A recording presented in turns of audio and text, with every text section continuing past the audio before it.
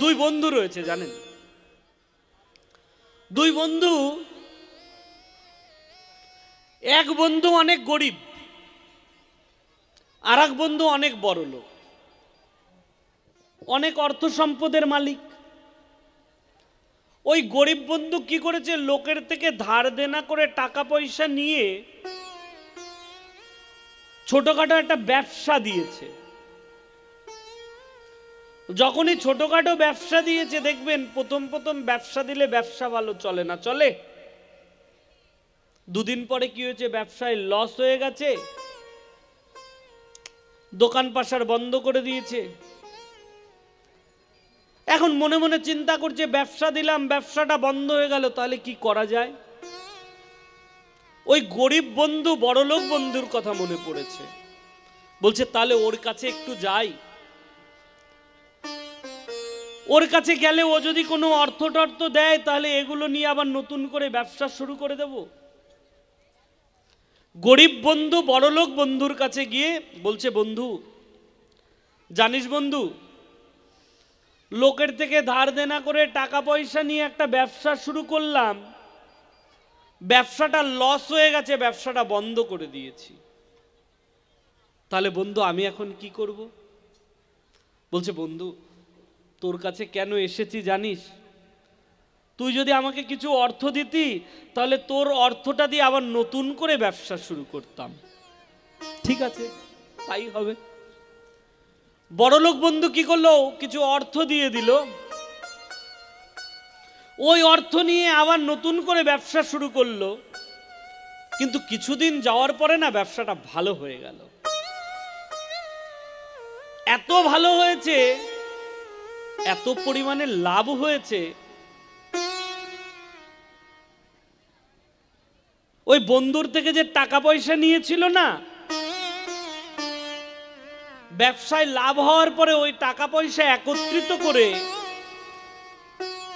ওই বড়লোক বন্ধুকে টাকাগুলো দিতে এসেছে। বলছে, বন্ধু তোর থেকে যে টাকা নিয়েছিলাম না, আমার ব্যবসায় লাভ হয়েছে, তো তোকে তোর টাকাটা দিতে এসেছি।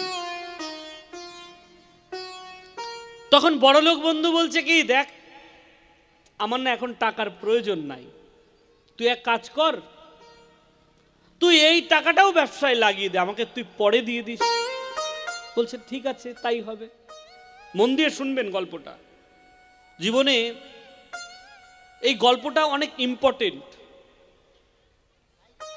যদি জীবনে পূর্ণ মানুষ হতে হয়, এই গল্পটাকে গলার মালা করে রেখে দেবেন,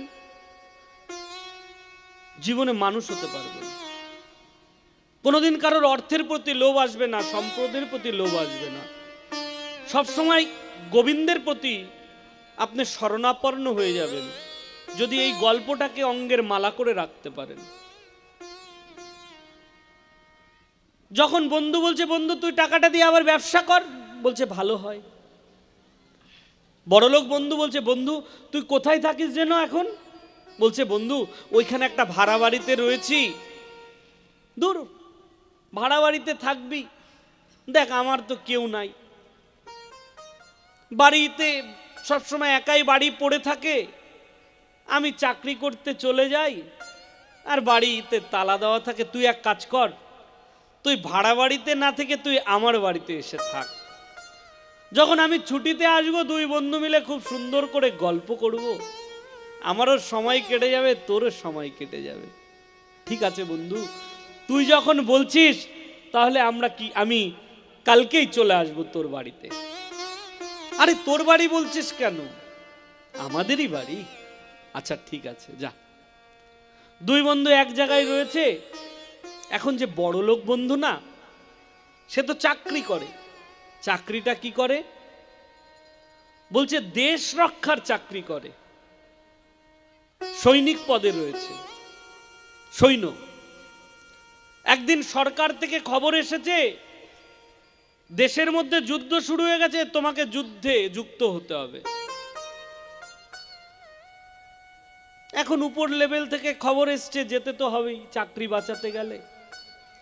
বন্ধু কি করেছে, ওই সৈনিক পদে যে রয়েছে চাকরিতে চলে গেল, যুদ্ধে যুক্ত হয়ে গেল।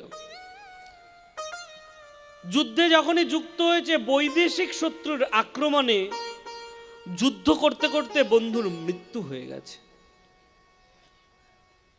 কি হয়েছে? বৈদেশিক শত্রুর আক্রমণে গুলি লেগে বন্ধুর মৃত্যু হয়ে গেছে। এখন বাড়িতে খবর এসেছে মৃত্যু হয়েছে।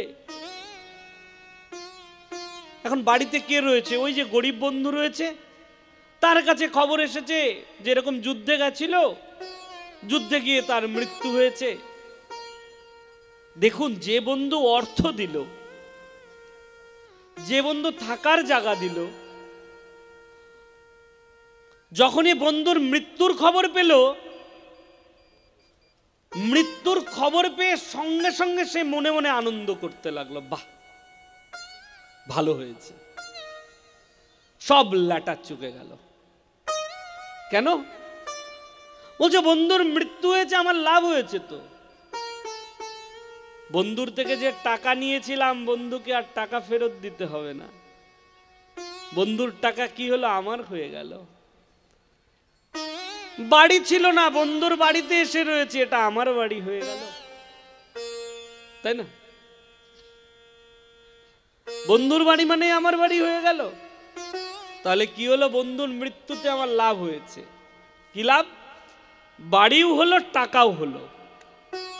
এখন একটার অভাব রয়েছে। কি অভাব? বলছে এবার একটা বিয়ে করলেই হয়ে যায়। সুন্দর একটা মেয়ে দেখে বিয়ে করে নিল। বিবাহর কিছুদিন পরে কি হয়েছে? তাদের ঘরে একটা পুত্র সন্তানের জন্ম হয়েছে। বাপ রে বাপ, আর তো কোনো কথাই নেই। কারোর যদি 2 মেয়ে হয় দেখবেন হয়ে যায়। বলছে, বলে কি? বলছে আর ভগবান ঠগবান বলে কেউ নেই, ডাকি শোনেনি। ভগবানকে এত ডাকলাম, এইখানে গিয়ে মানসিক করলাম, বৈষ্ণব সেবা দেবো, এই দেবো, একটা পুত্র দাও, তাও দিল না। দূর, ভগবানকে ডাকবই না, তাই না? বলছে কি, যদি পুত্র সন্তান হতো, একটা বংশের প্রদীপ্ত হতো। এরকম চিন্তা করে না? কিরকম প্রদীপ? আরে বাবা, মরে গেলে পুত্র তো পিণ্ডটা দান করতে পারত, তাই না? কথার প্রসঙ্গের মধ্যে চলে আসে গোকর্ণের উপাখ্যান। এই গোকর্ণের উপাখ্যানের মধ্যে আত্মদেব বলে একজন ব্রাহ্মণ ছিলেন। এই আত্মদেব ব্রাহ্মণ একদিন মুনি ঋষির কাছেও বলেছিল, আমার কোনো সন্তান আদি নাই, আপনি কৃপা করুন, আমার জন্য একটা পুত্র হয়। বলছে, পুত্র চাইছো কেন? বলছে, যদি পুত্র হয় তাহলে মৃত্যুর পরে পুত্র গিয়ে গয়ায় পিণ্ডদান করবে, আমার উদ্ধার হয়ে যাবে। তখন আত্মদেব ব্রাহ্মণকে সাধু কি বলেছিল জানেন? তুমি কোন পিণ্ড দানের কথা বলছো? শ্লোকটার মধ্যেও রয়েছে, বলছে গয়া শ্রাদ্ধ শতেনপি মুক্তি মে না ভবিষ্যতি। বলছে গয়ায় গিয়ে শতপিণ্ড দান করলে উদ্ধার হওয়া যায় না। তুমি কোন পিণ্ড দানের কথা বলো? ওই মৃত্যুর পরে চাল কলা মেখে পুরক পিণ্ড দেবে, ওটা পিণ্ড? ওই পিণ্ড দান করলে তোমার উদ্ধার হয়ে যাবে, এত সহজ? পিণ্ড কাকে বলে জানো? চাল কলা মেখে যেটা দেওয়া হয় ওটা পিণ্ড নয়, ওটা পুরক পিণ্ড। তাহলে পূর্ণ পিণ্ড কোনটা? বলছে পূর্ণ পিণ্ড হচ্ছে দেহ। এই দেহটাই একটা পিণ্ড। বলছে ওই পিণ্ড দান করার আগে পুত্র তোমার পিণ্ড দান করবে, ওই চিন্তা করো না। তুমি যে পিণ্ড নিয়ে বেঁচে রয়েছো না, এই দেহপিণ্ড, যদি উদ্ধার হতে চাও তাহলে দেহপিণ্ডকে তুমি গোবিন্দের চরণে নিয়োজিত করে দাও, দেখবে মৃত্যুর পরে তোমার উদ্ধার হয়েই যাবে।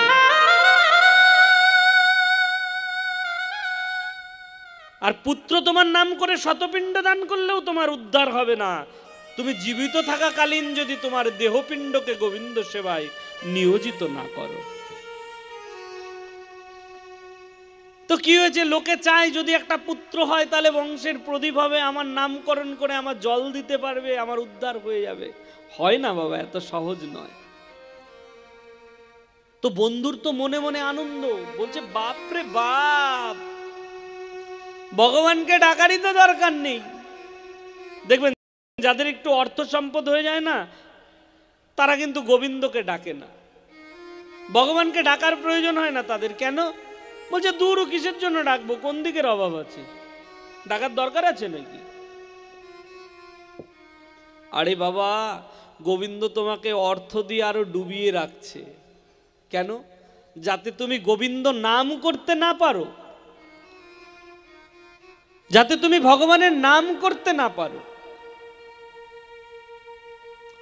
তো বন্ধুর তো মনে মনে খুব আনন্দ, বলছে অর্থ ছিল না অর্থ হয়েছে, সম্পদ ছিল না সম্পদ হয়েছে, বিবাহ করেছে পুত্র সন্তান হয়েছে, কিসের ভগবানকে ডাকাডাকি, না চাইতেই সব পেয়ে গেছি, যা আর কে দেখে আমাকে।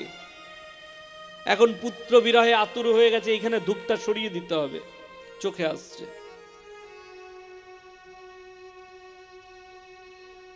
বলছে এর থেকে বড় আনন্দ আর কি আছে? রাধে রাধে। কি হয়েছে? পুত্র আস্তে আস্তে বড় হচ্ছে, পুত্র এখন খেলা করতে পারে। যখনই বাবা কাজের থেকে ফিরে আসে, পুত্র গিয়ে বাবার কোলে ওঠে, কোলে উঠে খেলা করে। একদিন বাবা কাজের থেকে ফিরে এসেছে, কিন্তু পুত্র আজকে কোলে উঠল না। বাবা এসে দেখলো পুত্র খাটের মধ্যে শুয়ে রয়েছে। কি হলো? ওর কোনো শরীর টরীর খারাপ করেছে নাকি? বলছে হ্যাঁ গো, সন্ধ্যার পরের থেকে না কেমন যেন শুয়ে রয়েছে, উঠছে না। বাবা গিয়ে পুত্রের মাথার সামনে গিয়ে বসে মাথায় হাত বুলিয়ে বলছে, বাবা শরীর খারাপ হয়েছে? বলছে হ্যাঁ বাবা, ভালো লাগছে না। আচ্ছা ঠিক আছে, চিন্তা করো না, কালকে ডাক্তারের কাছে নিয়ে যাব, ওষুধ নিয়ে আসবো। পরের দিন ডাক্তারের কাছে গেলেন, ওষুধ নিয়ে আসলেন, ওষুধ খেলো, পুত্র ভালো হলো না। এভাবে কি হলো? অনেক দিন ধরে ওষুধ খেয়ে যাচ্ছে, পুত্র ভালো হচ্ছে না। মাইকের আওয়াজটা বেশি হয়ে গেছে, ওটা কমাতে হবে, বক্সের সাউন্ড বাড়াতে হবে। যখনই পুত্র ভালো হলো না, লোকের কাছে গিয়ে বলছে, জানো পুত্র না ভালো হচ্ছে না, আমার পুত্রের যে কি হয়েছে বুঝতে পারছি না। এক একজন এক এক উপদেশ দিচ্ছে। বলছে এক কাজ কর, শুনেছি ওইখানে গেলে ডাক্তার আছে, ওই ডাক্তার দেখালে ভালো হয়ে যাবে। ও ভালো হয়ে গেছিল। পুত্র বিরহে আতুর হয়ে বিরহ পিতা পুত্রকে নিয়ে ছুটছে, কোথায় গেলে পুত্র ভালো হবে। কারোর কাছে শুনলো ওই দেশে গেলে পুত্র ভালো হয়ে যাবে, ওই দেশেও নিয়ে গেল, পুত্র ভালো হলো না। পুত্রের সুস্থতার কামনায় পিতা কি করলো? দেশান্তর ঘুরতে লাগলো, কিন্তু পুত্র সুস্থ হচ্ছে না। ব্যাধিটা যেন কিরকম দিন দিন বেড়েই চলেছে। ঘুরতে ঘুরতে কি হলো জানেন? অর্থ সম্পদ সবকিছু শেষ হতে লাগলো। ওই যে সম্পদটুকুনি যাও ছিল সেটাও বিক্রি হয়ে গেল। যদি পুত্রটা সুস্থ হয়ে যায়। কি হয়েছে? একদিন যখন অর্থ সম্পদ সবকিছু শেষ হয়ে গেছে, আর তো কিছু করা যাবে না, উপায় কি? তখন পুত্রকে নিয়ে বাড়ি চলে এসেছে। যখনই বাড়ি চলে এসেছে, একদিন রাত্রেবেলা ওই পুত্রের মৃত্যু হয়ে গেল। যখনই পুত্রের মৃত্যু হয়েছে না,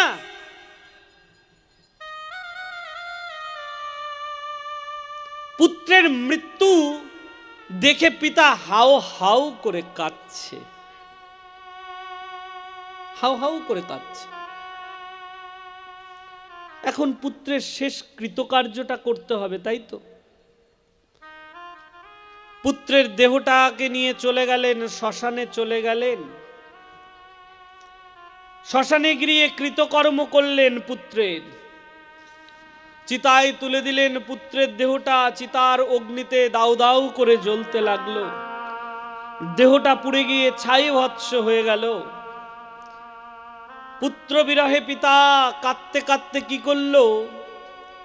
পুত্রের শেষ কৃতকার্য করে সুরধনী গঙ্গাতে গিয়ে যখনই স্নান করে উঠে আসছে, স্নান করে যখনই উপরে উঠেছে, উপরে ওঠা মাত্র একজন সাধু তার দিকে তাকিয়ে খিলখিল করে হেসে দিয়েছে। তখন মনে মনে চিন্তা করছে, কেমন সাধু এ? দেখলো আমার পুত্রের মৃত্যু হয়েছে, শেষ কৃতকার্য করলাম, আর সাধু কিনা আমার দিকে তাকিয়ে তাকিয়ে খিলখিল করে হাসছে। এটা তো সাধু হতে পারে না। সঙ্গে সঙ্গে বিরহ পিতা সাধুর কাছে গিয়ে হাত জোর করে বলছে, মুনিবর, আপনি কেমন সাধু?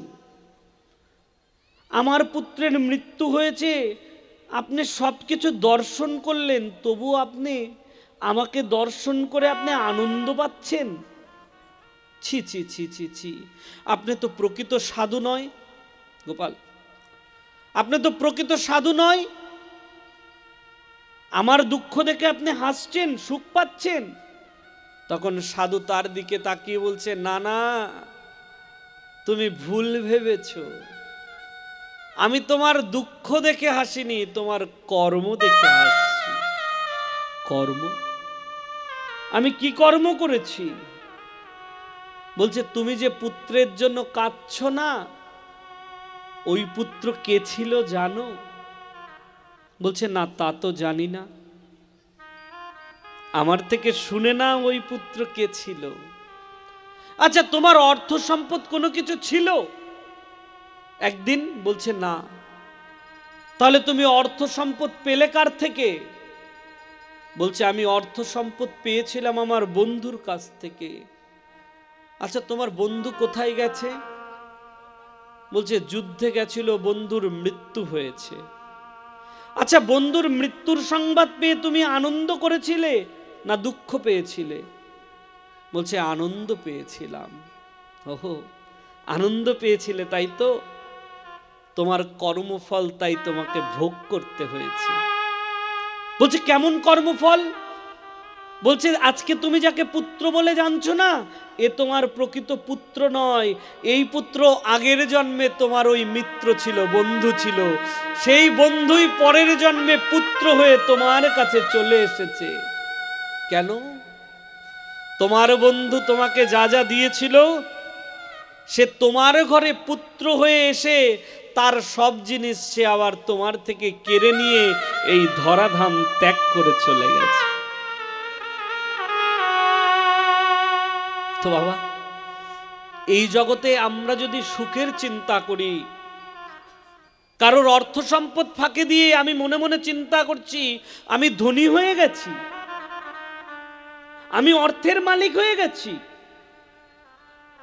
তুমি জানো না আজকে তুমি যেটা আনন্দ করছো, গোবিন্দ কদিন পরে সেটা দুঃখের খাতায় লিখে দেবে।